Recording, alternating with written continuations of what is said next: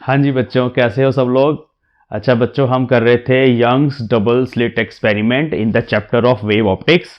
सो बच्चों, हमने last lecture में कुछ YDSC के लिए एक्सप्रेशंस ड्राइव करे थे, जिसमें एक बड़ा इंपॉर्टेंट एक्सप्रेशन सबसे पहला जो आज हम डिस्कस करेंगे वो है फ्रिंज विड्थ का expression, which is beta. Beta जो है वो ग्रीक लेटर्स का सेकेंड सिंबल होता है, बट हमारे पास +2 की फिजिक्स में बीटा सिर्फ और सिर्फ फ्रिंज विड्थ को रिप्रेजेंट करने के लिए यूज होता है। अब इसका जो फॉर्मूला था वो हमने ड्राइव करा था lambda into capital D by small D. तो इस फॉर्मूले में जो कैपिटल डी होता है वो आपको पता है क्या है। It was the distance between two sources and the screen. So यहां पे हमारे पास स्क्रीन थी, ये कैपिटल डी था। Here was source 1, source 2, basically ये स्लिट्स हैं। इसके पीछे यहां पर एक स्लिट होती थी विच इज हमारी प्राइमरी स्लिट, उसके बाद ये है सेकेंडरी स्लिट्स। तो यहाँ से लाइट हमारे पास स्क्रीन के ऊपर गिरती थी, तो दोनों स्लिट्स से लेके स्क्रीन तक का डिस्टेंस जो है दैट इज कैपिटल डी। उसके बाद ये स्मॉल डी है। स्मॉल डी क्या था? इन दोनों सोर्सेस के बीच में जो डिस्टेंस है, स्मॉल डी। और लास्ट में हमारे पास लैम्डा है which is wavelength of light, wavelength of monochromatic light that we are using. हम बेसिकली जब पैटर्न बनाते हैं ना तो मोनोक्रोमेटिक लाइट यूज करते हैं। कई बार एग्जाम में पूछा जाता है कि अगर आप व्हाइट लाइट यूज करेंगे तो उससे क्या होगा, वो अभी हम डिस्कस करेंगे, देखते हैं क्या होता है। तो अब बच्चे, जैसे कि ये आपके सामने एक्सप्रेशन है, अगर हम वेवलेंथ ऑफ लाइट को चेंज करेंगे, इसको बढ़ाएंगे या कम करेंगे, उससे हमारा बीटा चेंज होगा। अब वेवलेंथ को बढ़ाने का क्या मतलब है? देखिए, ये आपने पढ़ा है विबग्योर। इसमें रेड लाइट की मैक्सिमम वेवलेंथ होती है और वायलेट की मिनिमम वेवलेंथ होती है। बहुत सारे क्वेश्चन आपको इस तरह के शॉर्ट आंसर टाइप पूछे जा सकते हैं कि हमने रेड कलर की जगह पे ब्लू कलर यूज कर लिया, तो उस केस में बीटा पे क्या इफेक्ट पड़ेगा। तो सीधी सी बात है, अगर आप रेड कलर पहले यूज कर रहे थे, लैम्डा बड़ा था, बीटा बड़ा होगा। और जैसे जैसे आप रेड से ब्लू की तरफ जाएंगे, लैम्डा हमारा कम होता जा रहा है, wavelength of light start decreasing, जिससे बीटा डिक्रीज करेगा। तो YDSC में जो सोर्स ऑफ लाइट है उसको चेंज करने से, है सिंगल वेवलेंथ मोनोक्रोमेटिक, बट हमने कलर को चेंज कर दिया, तो लाइट के कलर को या लैम्डा को चेंज करने से ये जो बीटा है बच्चे, ये चेंज हो जाता है, इसका ध्यान रखना। सेकेंड पॉइंट है D, capital D. Capital D is the distance between slits and the screen. अब आप देखिए, अगर मैं इसको स्क्रीन को दूर लेके चला जाऊंगा तो कैपिटल डी बढ़ेगा, स्क्रीन को स्लिट्स के पास लेके जाएंगे, कैपिटल डी कम होगा। इस चीज का आपको समझ होनी चाहिए। तो कैपिटल डी जैसे जैसे डिक्रीज करेगा वैसे वैसे हमारा जो बीटा है वो डिक्रीज करेगा। So fringe width is directly proportional to capital D, so it will decrease with decrease in the distance between slits and the screen. अब यहां पर थर्ड पैरामीटर है small D, which is the distance between two sources of light. ठीक है, तो ये हमारे पास last parameter है। अब अगर हम इस डी को कम करेंगे, सो डी को कम करने से यहां पे बीटा हमारा इंक्रीज होगा, because they are inversely proportional, आपके सामने है। अगर हम डी को बढ़ाएंगे तो उससे बीटा हमारा डिक्रीज होगा। अब इसके बाद इसी से हमारे पास जो नेक्स्ट पूछा जाता है वो होता है एंगुलर फ्रिंज विड्थ। सो एंगुलर फ्रिंज विड्थ अगर आपको क्वेश्चन में पूछा गया, उसका मीनिंग होता है थीटा। थीटा से डिनोट करते हैं, और उसका मीनिंग होता है कि हम इस बीटा को कैपिटल डी से डिवाइड कर देंगे।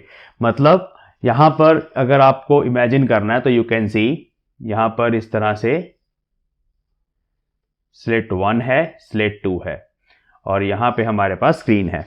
अब अगर इस पॉइंट से देखेंगे तो यहां पर कुछ बीटा जो है वो ये लीनियर डिस्टेंस होता है, distance between two consecutive maxima और टू कॉन्जिक्यूटिव मिनिमा। अब बच्चे, यहां पे जो एंगल बनता है थीटा, उसको बोला जाता है एंगुलर फ्रिंज विड्थ, और ये डिस्टेंस कैपिटल डी है। तो हम डेफिनेशन यूज करते हैं, इस एंगल को निकालना है। So angle is equal to arc by radius beta by D. तो थीटा का फॉर्मूला बनता है, अगर हम बीटा को कैपिटल डी से डिवाइड कर दें तो lambda D by D. It is unaffected, ये ना कैपिटल डी को चेंज करने से अब चेंज नहीं होगा थीटा, आप देखिए, क्योंकि कैपिटल डी तो इसमें है ही नहीं, distance between slits and screen. So अगर एंगुलर फ्रिंज विड्थ के बारे में क्वेश्चन पूछा जाएगा। So angular fringe width depends only upon lambda and small D, याद रखना, बाकी सब वैसे ही है। अब इसके बाद लैम्डा के ऊपर भी फोकस करेंगे। लैम्डा को और कैसे कैसे चेंज किया जा सकता है या एग्जाम में पूछा जा सकता है, लैम्डा का चेंज और किन चीजों पे डिपेंड करता है। सो कभी कभी आपको यह भी पूछा जा सकता है कि अगर हम लाइट की फ्रीक्वेंसी को बढ़ा दें तो क्या होगा। सो उसके लिए फ्रीक्वेंसी तो यहाँ आ नहीं रही, तो आपको फ्रीक्वेंसी और लैम्डा में रिलेशन पता होना चाहिए। सो सीधा सीधा रिलेशन है lambda is equal to C by nu. ये सी होता है स्पीड ऑफ लाइट और न्यू होता है फ्रीक्वेंसी ऑफ लाइट। तो अगर मैं यहां पे पुट कर दूं लैम्डा की जगह, तो बीटा क्या बनेगा, C D by small D nu. तो अब न्यू को इंक्रीज करने से, फ्रीक्वेंसी ऑफ लाइट को बढ़ाने से बीटा जो है वो डिक्रीज होता है। फ्रीक्वेंसी ऑफ लाइट कैसे होती है, देखो, जिस कलर के लिए लैम्डा मिनिमम है उसके लिए न्यू मैक्स होता है, उसकी फ्रीक्वेंसी मैक्सिमम होती है, because they are inversely proportional. जिस कलर के लिए लैम्डा मैक्सिमम है उसके लिए फ्रीक्वेंसी बच्चों मिनिमम होगी। सो अगर आपको बोला जाए कि हमारे पास वायलेट कलर है, हमने उसकी फ्रीक्वेंसी को इंक्रीज कर दिया, तो क्या होगा, फ्रीक्वेंसी को, अगर आपको पूछा जाए हमारे पास रेड कलर है, हमने उसकी फ्रीक्वेंसी को इंक्रीज कर दिया, तो फ्रीक्वेंसी को इंक्रीज करने का मतलब है कि आप रेड से ग्रीन की तरफ आ गए, या ब्लू ले लिया, या एडी को ले लिया, या वायलेट ले लिया। तो इस चीज का ध्यान रखना। सो फ्रीक्वेंसी अगर लाइट की आप बढ़ाओगे तब भी हमारे पास जो बीटा है वो डिक्रीज होगा, because they are inversely proportional. तो ये दूसरा फैक्टर है, this is the second factor, कि फ्रीक्वेंसी ऑफ लाइट को चेंज करने से क्या होगा, लैम्डा के डायरेक्टली प्रोपोर्शनल है बीटा, फ्रीक्वेंसी के इनवर्सली प्रोपोर्शनल है। तीसरा क्वेश्चन पूछा जाता है जो बहुत इंटरेस्टिंग है, वो ये है कि अगर हम इस YDSC के पूरे सेटअप को किसी लिक्विड के अंदर इमर्ज कर दें, तो वाटर है या कोई ऑयल है जिसकी कुछ रिफ्रैक्टिव इंडेक्स है, हमने सारा ऑपरेटर्स उठाया और उसको उस लिक्विड के अंदर डाल दिया। वैसे डालना बहुत डिफिकल्ट है प्रैक्टिकली तो, बट क्वेश्चन इस तरह का आता है एग्जाम में। तो उस केस में हमारे पास बीटा पे क्या इफेक्ट आएगा, फ्रिंज विड्थ पे क्या इफेक्ट आएगा, तो इसको हमें समझना है। अब ध्यान से उसके लिए कलर चेंज करते हैं, थर्ड पैरामीटर जो पूछा जाता है क्वेश्चंस में। देखो, तो मान लो कि लाइट की वेवलेंथ एयर के अंदर लैम्डा एयर है और लाइट की वेवलेंथ किसी और मीडियम के अंदर लैम्डा एम है। तो इन दोनों में क्या रिलेशन होती है, लेट अस सी। तो हमारे पास रिलेशन होती है कि lambda inside the medium is equal to lambda air divide by mu, where mu is the, पता आप लोगों को, रिफ्रैक्टिव इंडेक्स। जैसे मान लो अगर हम वाटर की बात करें तो वाटर की रिफ्रैक्टिव इंडेक्स 1.33 होगी, ग्लास की बात करें 1.5 होगी, तो 1 से बड़े फैक्टर होते हैं ये जो म्यू होता है। तो अगर आप लैम्डा एयर को किसी 1 से बड़े फैक्टर से डिवाइड करोगे तो लैम्डा एम छोटा होगा। मीडियम के अंदर वेवलेंथ ऑफ लाइट डिक्रीज कर जाती है, जैसे मीडियम के अंदर जब लाइट ट्रैवल करती है तो आपको पता है कि उसमें स्पीड भी डिक्रीज कर जाती है, जिस वजह से फिर लाइट जो है वो नॉर्मल की तरफ बेंड करती है, which is called refraction of light. तो यहाँ रिफ्रैक्शन ऑफ लाइट का कॉन्सेप्ट लगेगा कि अगर आप इस ऑपरेटर्स को या किसी भी लाइट को किसी मीडियम के अंदर भेजते हो तो उसकी वेवलेंथ डिक्रीज हो जाती है by the factor of mu. इसको समझेंगे, ठीक है। सो अगर ये ऐसे होता है तो बीटा के साथ भी सेम चीज होगी, बिकॉज ये दोनों एक दूसरे के आमने सामने हैं, दे आर डायरेक्टली प्रोपोर्शनल। तो you can write beta inside a medium is equal to lambda, lambda छोड़ दो सीधा result, beta inside air divide by mu. तो जो भी फ्रिंज विड्थ एयर में बन रही थी उसको आपने उस मीडियम की रिफ्रैक्टिव इंडेक्स से डिवाइड कर देना बस। तो जैसे ही आप उसको डिवाइड करेंगे you will gate beta inside the medium. So answer is beta decreases when YDSC apparatus is immersed in a liquid। यहां पर उस लिक्विड की refractive index mu greater than 1 है, ये याद रखना, ग्रेटर देन 1 ही होती है ज्यादातर सारे लिक्विड्स की। तो this is the third concept related to lambda. So lambda change करने के तरीके, आप लाइट ही चेंज कर दो, कलर चेंज कर दो। Different sodium lamp yellow light का होता है, आप वायलेट लाइट ले लो, फिल्टर लगा दो लाइट के आगे। मान लो व्हाइट लाइट का सोर्स है, उसके आगे आपको बोल दिया कि हमने एक फिल्टर लगा दिया, फिल्टर इन द सेंस कि हमने कलर्ड शीट लगा दी। तो जब आप कलर शीट उसके आगे लगाओगे तो उससे लाइट कलर चेंज हो जाएगा। कलर चेंज होने का मतलब है वेवलेंथ चेंज हो जाएगी। तो अगर वेवलेंथ चेंज हो जाएगी तो बीटा चेंज होगा। वेवलेंथ कम करोगे बीटा कम होगा, वेवलेंथ बढ़ाओगे बीटा बढ़ेगा। तो वेवलेंथ कम करने का मतलब है कि आप रेड से वॉयलेट की तरफ जा रहे हो, वेवलेंथ बढ़ाने का मतलब है आप वॉयलेट से रेड की तरफ जा रहे हो। ये पहला कॉन्सेप्ट। दूसरा कॉन्सेप्ट, अगर same question in terms of frequency पूछा जाए तो फ्रीक्वेंसी ऑफ लाइट बढ़ाने से बीटा कम होगा। अगर सेम क्वेश्चन में पूछा जाए कि हमने पूरे ऑपरेटर्स को किसी लिक्विड के अंदर डाल दिया, उसके अंदर रख दिया और उसके बाद हमने देखा बीटा कितना है, तो beta decreases when YDAC operators is immersed in a liquid. हाँ जी बच्चों, तो अब इसके बाद अगर हम व्हाइट लाइट यूज कर लें instead of red colour, violet colour, orange colour, तो क्या होगा? तो व्हाइट लाइट के साथ कैसा पैटर्न बनता है? तो व्हाइट लाइट में हमारे पास ये 7 कलर्स होते हैं। इसमें मैक्स लैम्डा इसका होता है, मिन लैम्डा इसका होता है, ये आपको पता है। अब इसमें क्या होगा, ये हमारी स्क्रीन है, ठीक है। तो स्क्रीन पे जो सेंट्रल वाला पार्ट होता है जिसको हम बोलते हैं सेंट्रल ब्राइट, इस केस में वहां पर सारे कलर्स पहुंचेंगे, एक दूसरे से ओवरलैप करेंगे, तो यहां पे आपको मिलेगी व्हाइट फ्रिंज। उसके बाद ये पोर्शन डार्क वाला होता है, बिल्कुल ब्लैक। बट अब यहां पे क्या होगा, इस केस में ना वॉयलेट की वेवलेंथ सबसे कम है, तो उसके कॉरस्पॉन्डिंग जो बीटा बनेगा, बीटा वॉयलेट, वो सबसे छोटा होगा, बीटा रेड से बहुत छोटा होगा। तो अब यहां पर इस पोर्शन में आपको सबसे क्लोज जो कलर मिलेगा व्हाइट के, दैट विल बी वॉयलेट। उसके बाद जो होगा कलर वो उसके बीच में कहीं पे मिक्स होगा, तो वो बिल्कुल छोटा होगा, उसके बीच में कहीं पर आपको फिर ये मिलेगा इंडिगो। तो उसके बाद ना फिर ओवरलैपिंग शुरू हो जाती है, तो आपको प्रॉपर डार्क नहीं मिलेगा, वहां पर सारे कलर ओवरलैप करेंगे, थोड़ा सा एरिया डार्क मिलेगा, उसके बाद आपको फ्रिंज पैटर्न नहीं मिलेगा। But the main idea is कि सेंट्रल फ्रिंज आपको व्हाइट फ्रिंज मिलेगी, इसका ध्यान रखना।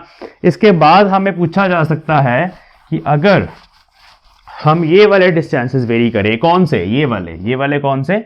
देखो ये स्क्रीन है, यहां पे 2 स्लिट्स हैं, S1 S2। मान लो इनकी जो विड्थ है वो है Z और Z। विड्थ मतलब समझते हो ना, ओपनिंग, जैसे स्लिट है, स्लिट को आप ऐसे खोलते रहते हो, लाइट इतनी ज्यादा बाहर निकलती रहती है, तो इनकी विड्थ है Z। यहां पे हमारे पास प्राइमरी सोर्स होता है S।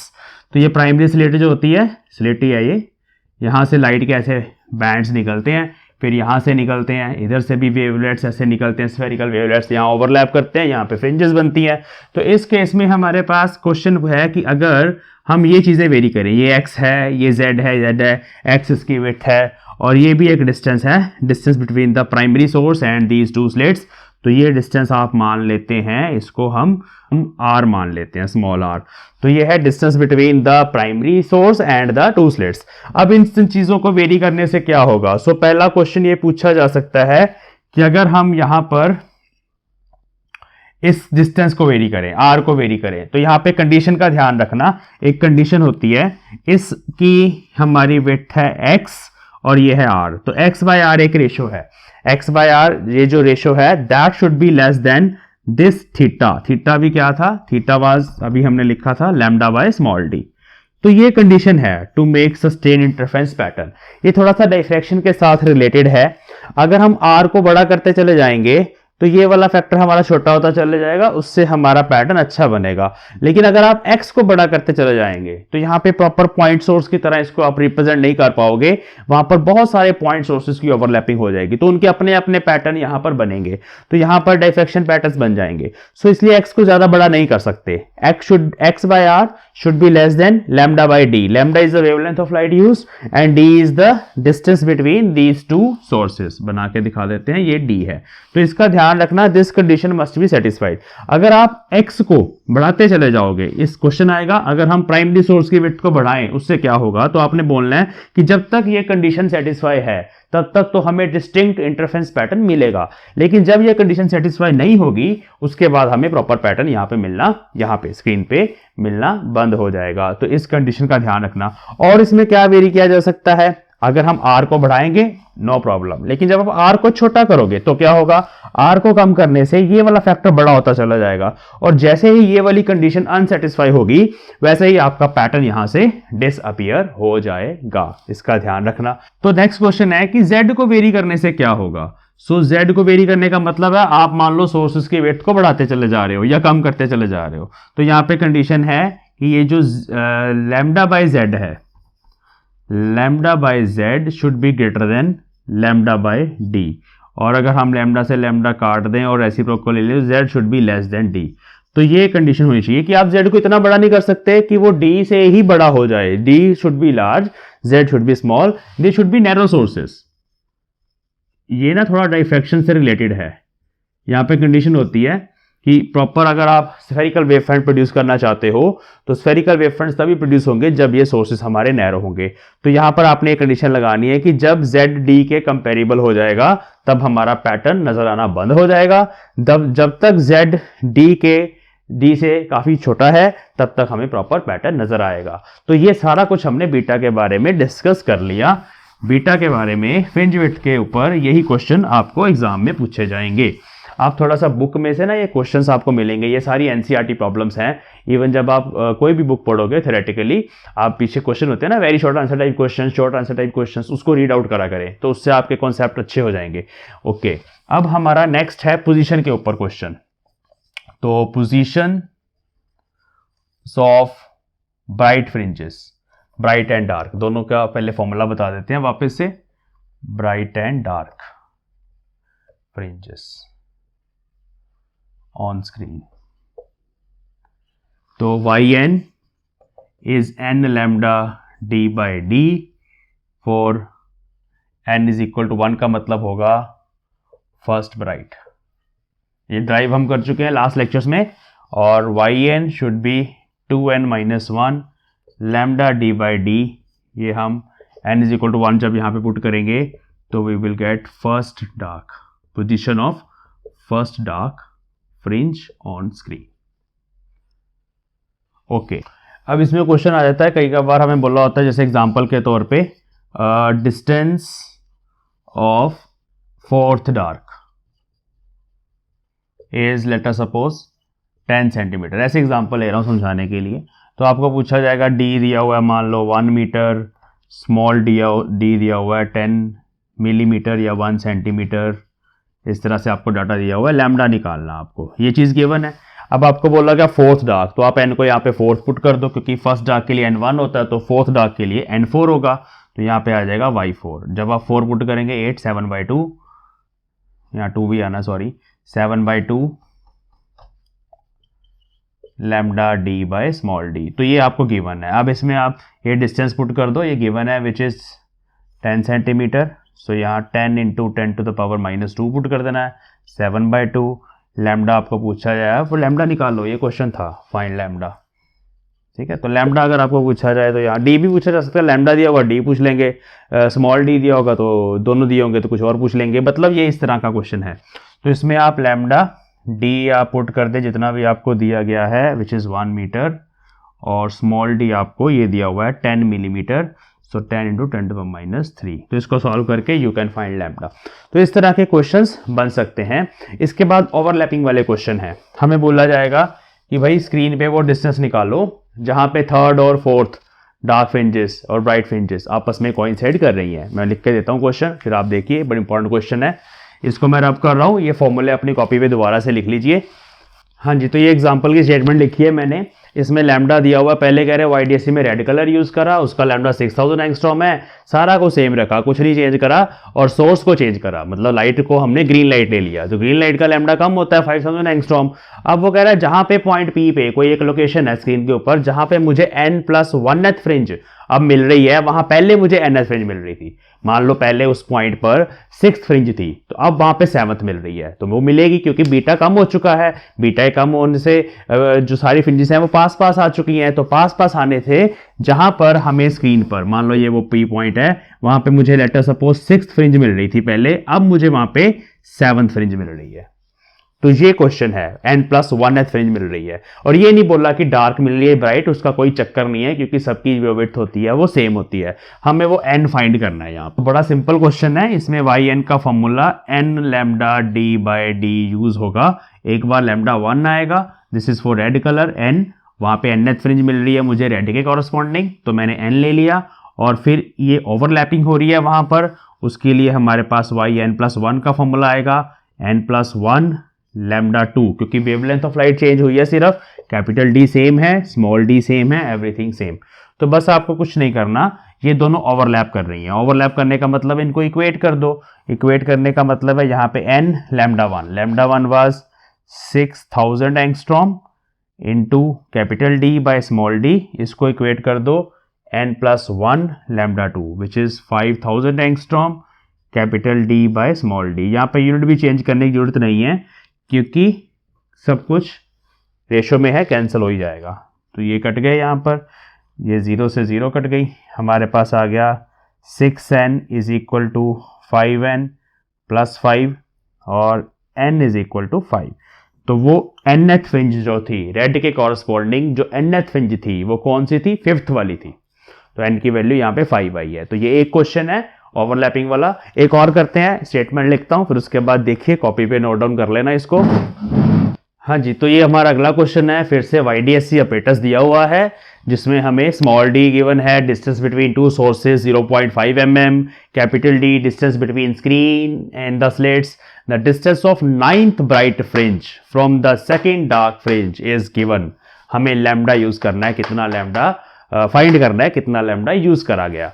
तो बड़ा इजी क्वेश्चन है, पहले हम 9th ब्राइट फ्रिंज का फॉर्मूला लिखते हैं। तो yn for bright n lambda d by small d, 9th के लिए लिखना आपको ब्राइट के लिए, तो 9 lambda d by small d।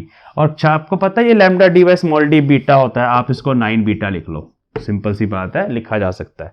ऐसे ही हमारे पास वो कह रहा है सेकेंड डार्क फ्रिंज। अब सेकंड डार्क फ्रिंज के लिए yn डैश ले लेते हैं। अब डार्क का फॉर्मूला होता है 2n-1 lambda d bye 2d, formula याद कर लेना, ठीक है। अब यहां पे आपको सेकंड डार्क के लिए n को 2 पुट करना है, तो ये हो गया 4 -1 3 by 2 lambda d by small d। ये lambda d by small d को वापस से आप बीटा मान लो, तो ये बन गया 3/2 बीटा। वो कह रहा है इन दोनों के बीच में सेपरेशन, वही बोल रहा है ना, 9th ब्राइट फ्रिंज और सेकंड डार्क फ्रिंज के बीच में इतना डिस्टेंस है, इतनी सेपरेशन है, तो दोनों को माइनस कर दो। 9 बीटा बड़ा होगा ऑब्वियसली, 3/2 बीटा, इनको माइनस करके 8.835 मिलीमीटर। अगर आप मिलीमीटर में रखेंगे तो आंसर भी मिलीमीटर में आएगा। यहां से बीटा कैलकुलेट करना है, तो यहाँ पे बीटा आ जाएगा 1.178 मिलीमीटर। आप कैलकुलेट कर लेना, मैंने बुक से नकल मार ली है। इसके बाद हमारे पास नेक्स्ट है, हमें फाइंड करना है लैम्डा। अब लैम्डा तो आसान है भाई, कैपिटल D आपके पास है, स्मॉल d आपके पास है, लैम्डा आपको निकालना है। सो फॉर्मूला लगा दो, beta is equal to lambda d by small d, lambda is equal to beta d by capital D। Beta ये वाला यूज कर लो, 1.178 इंटू 10⁻³ मीटर। स्मॉल d आप ये यूज कर लो, 0.5 इंटू 10⁻³ मीटर, और कैपिटल D 1। तो बस इसको आप सॉल्व करो, यू विल गेट 5890 एंगस्ट्रॉम। तो कन्वर्जन कर लेना यूनिट्स की, आई होप आप +2 में वो कर लोगे। तो ये बड़ा आसान सा क्वेश्चन था। इस तरह के क्वेश्चन CBSE बोर्ड में, पंजाब स्कूल एजुकेशन बोर्ड में, स्टेट बोर्ड्स में डायरेक्टली पूछ लिए जाते हैं। तो आसान क्वेश्चन डिस्कस करने का ये फ़ायदा है कि आप कम से कम सारे फॉर्मूले अच्छे से रिवाइज करके जाओ। बस बहुत है आज के लिए। अब जाते जाते ना आपको एक अच्छा सा इंपॉर्टेंट सा क्वेश्चन और करवा देते हैं, जिसमें आपको इंटेंसिटी डिस्ट्रीब्यूशन ग्राफ अगर पूछा जाए इंटरफेरेंस पैटर्न का कैसा होता है, तो वो आपने बनाना है। तो बड़ा आसान है, इंटेंसिटी का ग्राफ फॉर इंटरफेरेंस पैटर्न। यहाँ इंटेंसिटी चल रही है, ये सेंट्रल पॉइंट है, इधर y चल रहा है, वो जो हम डिस्टेंस लेते हैं इधर y चल रहा है। तो इस केस में इस तरह का पैटर्न बनेगा। जो लाइट की इंटेंसिटी है ना, गॉसियन डिस्ट्रीब्यूशन वैसे बोल देते हैं, बट ग्रेजुअली बोल दो आप।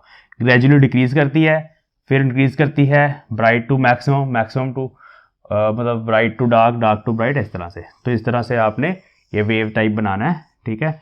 बट ध्यान रखना इन सब की जो ऊंचाई है बराबर रखनी है। ये ना इंटेंसिटी सेम रहती है सारी फ्रिंजेस की। रिफ्रैक्शन पैटर्न में नहीं ऐसा होता, उसमें इंटेंसिटी डिक्रीज होती रहती है आगे वाली फ्रिंजेस की, यहाँ पे सेम रहती है। ठीक है, अब डिस्टेंसेस की बात कर लेते हैं। देखो ये हमारा मिड पॉइंट है, अब जहाँ पे ये पीक है उसके कॉरस्पॉन्डिंग यहाँ पे आपको दूसरी पीक नजर आएगी। तो ये जो डिस्टेंस है टोटल, ये होती है fringe width, distance between to bright fringes. इस डिस्टेंस को आप बीटा बोल सकते हो, which is lambda D by small D. तो यहाँ पे मिड पॉइंट आएगा, तो ये जो है ये बनेगा लैम्डा, ये डिस्टेंस बनेगा यहाँ पे इतना इतना। अगर आपको इतना डिस्टेंस चाहिए तो इसका हाफ कर दो। तो ये मैं कलर चेंज कर देता हूँ ना, यहाँ से लेके यहाँ तक ये बनेगा लैम्डा डी बाय 2d। ऐसे इधर भी स्मॉल डी आएगा, ऐसे इधर भी ये distance lambda D bye 2d इतना, ठीक है, यहाँ से लेके यहाँ तक, ठीक है। ओके, अब फिर जब आप मैक्सिमम तक जाएंगे यहाँ तक, तो यहाँ फिर आ जाएगा, यहाँ लिखना है minus lambda D bye 2d, यहाँ लिखना है minus lambda D by D, ठीक है। यहाँ पे फिर लिखना है -2 लैम्डा डी बाय 2d।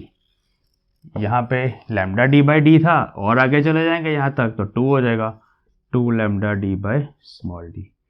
इधर प्लस करके लिख देना, इधर प्लस में लिख देना, इधर माइनस में लिख देना। हर पीक के corresponding lambda D by D add करते जाओ, 2 lambda D by D, 3 lambda D by D, 4 lambda D by D, ऐसे इस तरफ भी। और जहाँ पर आपका मिनिमा है उसके कॉरस्पॉन्डिंग यहाँ ये डिस्टेंस, ये मैंने ये वाला लिखा है, वहाँ पे बाई 2 का फैक्टर आएगा, इधर प्लस इधर माइनस। तो ये ग्राफ है इंटेंसिटी डिस्ट्रीब्यूशन ग्राफ